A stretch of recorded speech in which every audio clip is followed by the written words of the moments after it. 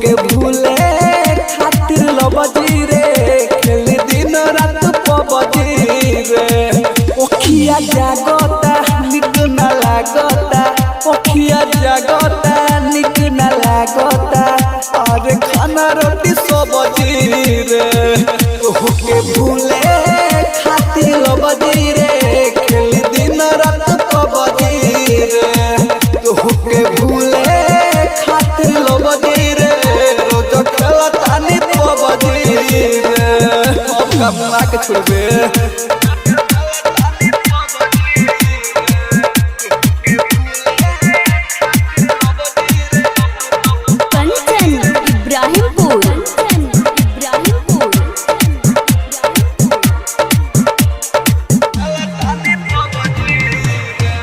भरवा घरवा छोड़ी रही बहरा रे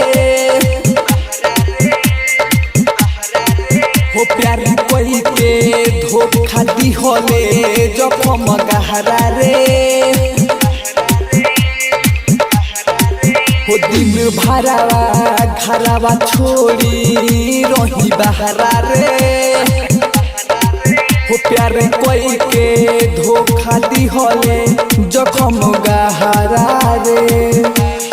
सुन तोरा चक्कर में पिटता रे बाबूजी रे तोहके भूले खातिर लबजी रे खेल दिन रात पबजी रे तोहके भूले खातिर लबजी रे खेल दिन रात पबजी रे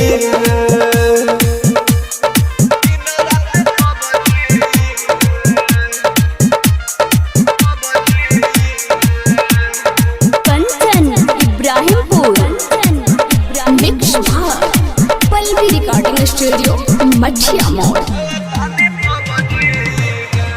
देह तक खुश सुननी बारे परमोद के संगवा रे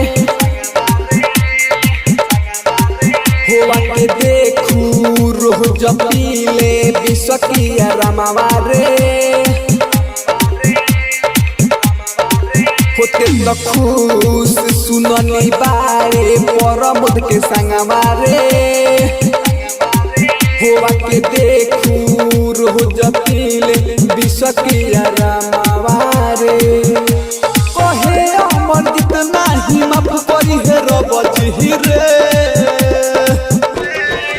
तोहके